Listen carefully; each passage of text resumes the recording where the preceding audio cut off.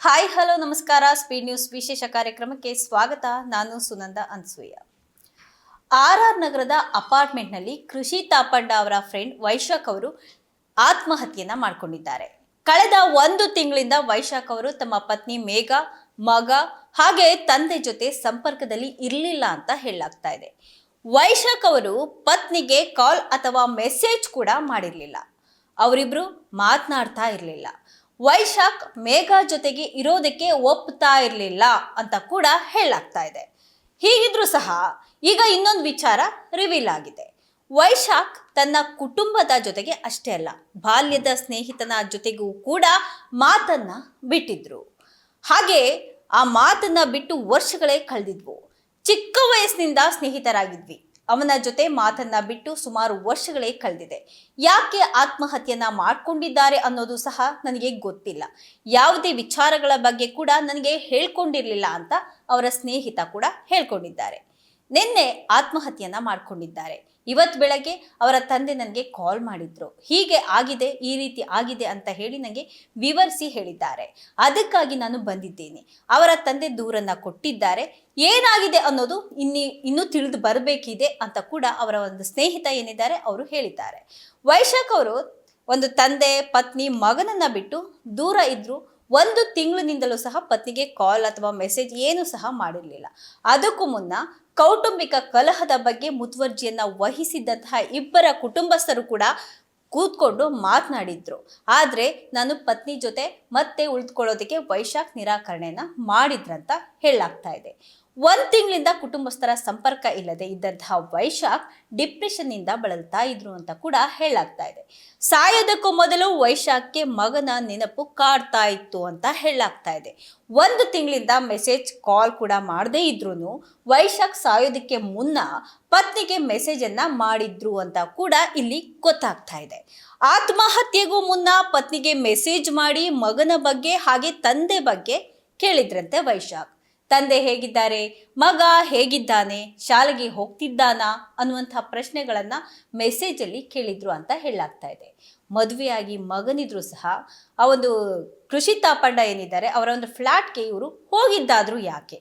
ಈ ಪ್ರಕರಣಕ್ಕೆ ಇಲ್ಲೊಂದು ಬಿಗ್ ಟ್ವಿಸ್ಟ್ ಅನ್ನೇ ಕೊಟ್ಟಿದೆ ಒಂದು ಸುಳಿವು. ಬೆಂಗಳೂರಿನ ರಾಜರಾಜೇಶ್ವರಿ ನಗರದ ಒಂದು ಐಷಾರಾಮಿ ಅಪಾರ್ಟ್ಮೆಂಟ್ ಒಂದರಲ್ಲಿ ನಡೆದಂತಹ ಘಟನೆ ಇದೆಯಲ್ಲ, ಈಗ ಇಡೀ ಸ್ಯಾಂಡಲ್ವುಡ್ ಅನ್ನ ಬೆಚ್ಚಿ ಬೀಳಿಸಿದೆ. ನಟಿ ಕೃಷಿ ತಾಪಂಡ ಅವರ ನಿವಾಸದಲ್ಲಿ 45 ವರ್ಷದ ಉದ್ಯಮಿ ವೈಶಾಖ್ ಅನ್ನೋರು ಆತ್ಮಹತ್ಯೆಯನ್ನ ಮಾಡ್ಕೊಂಡಿದ್ದಾರೆ. ಮೇಲ್ನೋಟಕ್ಕೆ ಇದೊಂದು ಸಾಮಾನ್ಯವಾಗಿ ಒಂದು ಆತ್ಮಹತ್ಯೆಯಂತೆ ಕಂಡ್ರೂ ಸಹ ಈ ಒಂದು ಸಾವಿನ ಹಿಂದೆ ಇರುವಂತಹ ಕಥೆಗಳೇ ಬೇರೆ ಇದೆ. ಒಂದೊಂದಾಗಿ ಈಗ ಹೊರಗಡೆ ಬರ್ತಾ ಇದೆ. ವೈಶಾಖ್ ಒಬ್ಬ ಯಶಸ್ವಿ ಉದ್ಯಮಿ. ಕಾರು, ಆಟೋಮೊಬೈಲ್ ಹಾಗೆ ಗ್ಯಾರೇಜ್ ವ್ಯವಹಾರದಲ್ಲಿ ತೊಡಗಿಸಿಕೊಂಡಿದ್ದಂತಹ ಒಬ್ಬ ಉದ್ಯಮಿ. ಅವರಿಗೆ ಮದುವೆಯಾಗಿ 15 ವರ್ಷಗಳಾಗಿತ್ತು. ಅಷ್ಟೇ ಅಲ್ಲ, 14 ವರ್ಷದ ಒಬ್ಬ ಮುದ್ದಾದ ಮಗನು ಕೂಡ ಇದ್ದ. ಎಲ್ಲವೂ ಸರಿಯಾಗಿಯೇ ಇತ್ತು ಅನ್ನೋಷ್ಟರಲ್ಲಿ ವೈಶಾಖ್ ಜೀವನದಲ್ಲಿ ಒಂದು ದೊಡ್ಡ ಬಿರುಗಾಳಿ ಬೀಸುತ್ತೆ. ಅದೇ HAL ಪೊಲೀಸ್ ಠಾಣೆಯ ಕೇಸ್. ಮಾಹಿತಿಗಳ ಪ್ರಕಾರ AVR ಗ್ರೂಪ್ ಮಾಲೀಕ ಅರವಿಂದ್ ರೆಡ್ಡಿ ಏನಿರ್ತಾರೆ ಅವರು ಒಂದು ಬೆದರಿಕೆಯನ್ನ ಹಾಕಿದಂತಹ ಆರೋಪದಡಿ ವೈಶಾಖ್ ವಿರುದ್ಧ ಪೊಲೀಸರಿಗೆ ದೂರನ್ನ ಕೊಟ್ಟಿರ್ತಾರೆ. ಈ ಒಂದು ಸಂಬಂಧವಾಗಿ ಅವರನ್ನ ಬಂಧಿಸಿ ತನಿಖೆ ಕೂಡ ಮಾಡಿರ್ತಾರೆ. ಈ ಒಂದು ಕ್ರಿಮಿನಲ್ ಪ್ರಕರಣ ವೈಶಾಖ್ ಅವರ ವ್ಯಕ್ತಿತ್ವಕ್ಕೆ ಕಳಂಕ ತಂದಿದ್ದಷ್ಟೇ ಅಲ್ಲ, ಅವರ ಒಂದು ವೈಯಕ್ತಿಕ ಜೀವನವನ್ನ ಕೂಡ ಹದ್ಗೆಡಿಸುತ್ತೆ. ಇನ್ನು ಬೆದರಿಕೆ ಪ್ರಕರಣದ ಬಳಿಕ ವೈಶಾಖ್ ಹಾಗೆ ಅವರ ಪತ್ನಿಯ ನಡುವೆ ಆಗಾಗ ಮನಸ್ತಾಪಗಳು ಶುರುವಾಗುತ್ತೆ. ಮನೆಯಲ್ಲಿ ನೆಮ್ಮದಿಯನ್ನ ಕಳೆದುಕೊಂಡಿದ್ದಂತಹ ವೈಶಾಖ್ ತಮ್ಮ ನೋವನ್ನ ಹಂಚಿಕೊಳ್ಳೋದಕ್ಕೆ ಆಯ್ಕೆ ಮಾಡಿಕೊಂಡಿದ್ದು ನಟಿ ಕೃಷಿ ತಾಪಂಡ ಅವರ ಸ್ನೇಹ.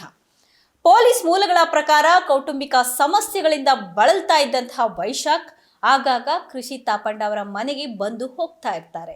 ಈ ಸ್ನೇಹ ಹಾಗೆ ಭೇಟಿಗಳೇ ಈಗ ಸಾರ್ವಜನಿಕರಲ್ಲಿ ಹತ್ತಾರು ಅನುಮಾನಗಳಿಗೆ ಎಡೆ ಮಾಡಿಕೊಟ್ಟಿದೆ. ಹಾಗಾದ್ರೆ ಆ ಒಂದು ರಾತ್ರಿ ಏನಾಯ್ತು? ಅವರು ಸಾಯೋದಕ್ಕೆ ಮುನ್ನ ನಡೆದಿದ್ದಂತಹ ಘಟನೆ ಆದ್ರೂ ಏನು? ಯಾಕೆ ಆತ್ಮಹತ್ಯೆಯನ್ನ ಮಾಡ್ಕೊಳ್ಳುವಂತಹ ನಿರ್ಧಾರವನ್ನ ವೈಶಾಖ್ ಅವರು ತಗೊಳ್ತಾರೆ?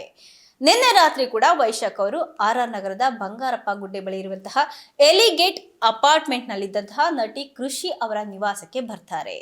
ರಾತ್ರಿ ಇಡೀ ಅಲ್ಲೇ ಇದ್ದಂತಹ ವೈಶಾಖ್ ಬೆಳಗ್ಗೆ ನಿಗೂಢವಾಗಿ ಒಂದು ನೇಣನ್ನ ಬಿಗಿದಂತಹ ಸ್ಥಿತಿಯಲ್ಲಿ ಪತ್ತೆಯಾಗ್ತಾರೆ.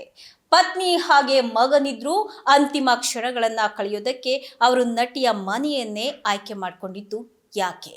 ಸಾವಿಗೂ ಮುನ್ನ ಅವರು ಯಾರ್ಯಾರ ಜೊತೆ ಮಾತನಾಡಿದ್ರು ಅನ್ನುವಂತಹ ಪ್ರಶ್ನೆಗಳು ಈಗ ಪೊಲೀಸರನ್ನ ಕಾಡ್ತಾ ಇದ್ದಾವೆ.